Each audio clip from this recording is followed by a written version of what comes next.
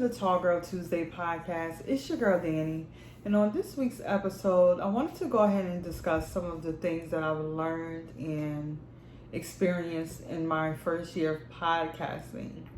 So for many of my partners in pod, I'm sure you guys might be able to relate to some of these things too. So hopefully this is a conversation or topic that will further some conversation and interest, because I just want to know, like, if you've had similar experiences or if anything that I'm saying is relatable, and just to let the viewers know who've been rocking out with Tall Girl Tuesday LLC from day one. And I'm going to first begin by discussing relationships. I'll first start off by saying I was mostly surprised by the lack of support that I've received from people that I actually know. And at first, that was hard for me to deal with, because I felt like if you're rocking with me and I'm your friend and I support the things that you do, buy your merch, support your kids' events or whatever the case is, if I support you and then I turn around and create this platform and in return I get nothing, I was questioning, I was questioning the authenticity of the relationship. And when I say relationship, I mean friendship, of course, or, whatever the situation is. Now, part of me was like, okay, I understand some people don't listen to podcasts. Okay, it's not everybody's jam. However, when you won't even follow my podcast page or repost something or buy a t-shirt, buy anything to support the movement, whether it be a repost, a share, a tell a friend who listens to pods, no type of support, that made me start questioning a lot of people around me. And there's other ways to support your friends, and it's free. So, like in the pod game, we're not asking most of the time for money or for donations or anything like that. It's basically asking for support. So that was the biggest thing that it took me a long time to understand and accept, that you can't expect people to support you just because they know you and y'all are friends, or y'all have a friendship or relationship. They're not obligated to support you in anything you're doing, even though you may be doing that for them. So some people really be like, F your dreams, and it's like, that's a hard pill to swallow. So that was the biggest thing, I think, for me, that I had to work through. But in the reaction or the response to that lack of support has given me a wonderful podcast community, and my partners in pods, where we rock out, we support each other, we repost, follow, share, listen to each other's content, give feedback, we guest on each other's shows. All of that stuff is dope and is networking. And I've never been someone who was good at networking. Well, I'm not going to say not good at it, but never really had to network and to put myself out there and, promote myself. So that was a challenge for me too, because it's like, okay, this is my brand. I need people to not really accept it, but understand and respect what I'm doing here. So how do I get that message across without coming off as arrogant, without begging, without, without changing who I am to get the things that I needed or get to where I feel like I should be or want to be with this platform. So that's I'm giving them to you guys in order, because these are the biggest things that I've experienced over this past year. And I'm sure some of you guys can relate. Definitely tap in and let me know how you feel about that. But yeah, the lack of support from friends and family was a hard pill to swallow. And promoting and networking myself. Now, I see a lot of people who are on social media and, they have their brands and they have their podcasts and they go hard with the content, but they go even harder with promoting and their promo and all of that. And I'm just like, wow, I've never really been that person, because I feel like at a certain point, it feels like you're coming off as like begging or asking too much. You know what I mean? Maybe you do, maybe you don't. And I was like, where is the balance in between, here I am, this is what I have to offer you, and please look at me, here I am, waving a flag to get somebody's attention. I'm not that girl at all. So I do everything in a subtle type of way. And I've like to say I've done pretty well for myself with the methods that I've chosen to take, or, my style of communicating, or, getting people involved. So I thought that was another thing that was interesting, and very much so something that was a new experience for me, to say the least. And I've learned so much. I've learned that I really do need a schedule. I'm someone who needs to be able to see a goal or set goals and set a schedule for myself. That way I stay on track. That way my anxiety is minimized, and that I'm more productive. And that has helped me out a lot too. I need structure. I'm someone who needs structure in life, period.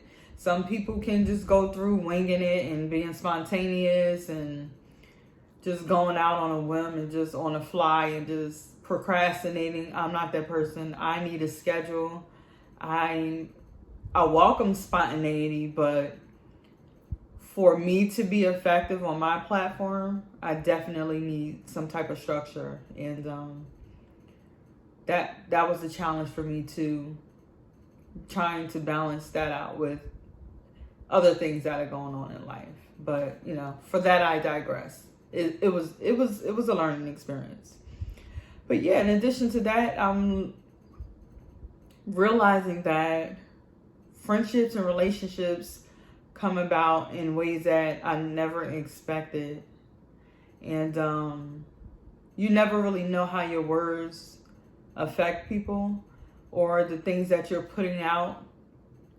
And the feedback and some of the things that people say to me, like whether it be on my YouTube comments and my DM on my Tall Girl Tuesday page on Instagram, email, it fuels me. And it's like, okay, like it gives you that push to go harder, especially when you're not out here talking about how men ain't shit, or talking about other women and what they're doing and not doing and all of that. And it's like, that gets tiring and old after a certain amount of time. It's going to be like, who hurt you? Like, why are you this way? Like, you need to go lay on somebody's couch and handle your stuff.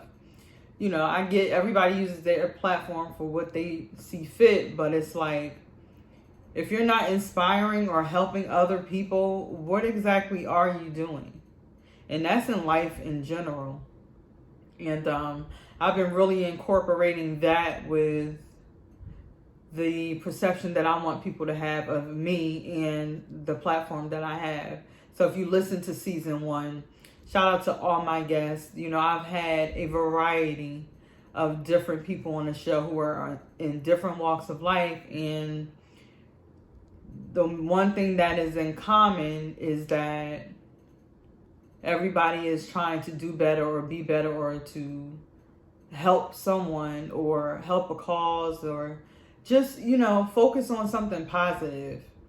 I haven't had any experiences where someone wanted to come on a show and talk about something negative, whether it be towards women or men or anything like that. It's just naturally a vibe. Like, it's a vibe over here at Tall Girl Tuesday. Like, I say that in the most humble way, but I feel like sometimes I'm being a little bit too humble. So season 2, I'm not saying we stepping on necks because I'm not out here looking at competition like that, but I'm not taking any shorts. You know what I'm saying? Like, I'm going to give myself my flowers while I'm here, you know, while everybody else is giving them to me too. Like, I'm stepping it up. I'm stepping my game up. I had an episode about that season 1, but I'm really locking in season 2 and just unapologetically doing what I have to do. And I have so many amazing guests that are signed up and scheduled and ready to come on and tell their story or promote whatever it is they're having it going on. And I'm all for it. Like, I'm all for anything that's positive and that's going to help other people, that's going to help you build your brand, and also, you know, bring some attention and awareness to the vibe that I'm giving off. And I'm very excited. Year 1 has taught me a lot, and it taught me I don't have any regrets. I wouldn't do anything over. And I think everything was a learning experience. But in that year, I feel like I've grown so much just as a person, as a content creator, as someone who is a one-woman show. Because most of you guys know, if my fellow partners in pods, it is not easy to sit in front of a camera or sit down and record with a mic in your face and then have to edit and then have to do all of that stuff. It's a lot of work.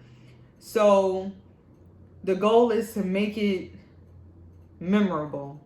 And that's my goal for season 2, is that every episode somebody can look back and say, yo, I remember when you had this person on, or I remember when you were discussing that, and this is how it helped me, or this is the effect I had, or, you know, just nothing but positive vibes and nothing but just doing great things. And I'm all for it. So year 1 was amazing. Year 2 is going to be dope. I have some amazing mentors in my life who keep me in check and are like, listen, stop selling yourself short. Like, you out here doing it, and you need to start seeing what everybody else sees. So I'm getting to that point where I'm like, all right, I'm getting better with it. Like, seeing myself for who I am and for what I'm providing to other people. And I think that's amazing.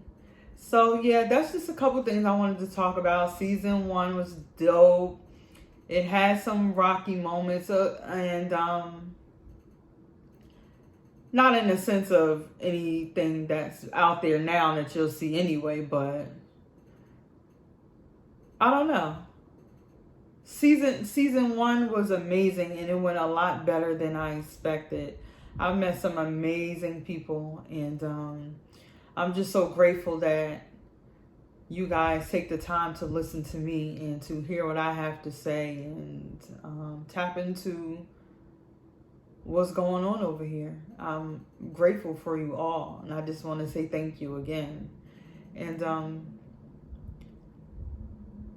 it's go time. Like, it was the beginning. Season 1 was like, you know, we're here, but now it's like, I am here. Okay, I am here, and it's a lot louder than it was before. So I just wanted to drop a couple gems about season 1 to definitely tap into the conversation and let me know if you have any similar experiences or the complete opposite, or what you've learned in your first year of podcasting that you can take with you and carry with you into your other seasons, so that, you know, there's some forward growth there. And as always, thank you guys for tuning in, and I will check you out next week.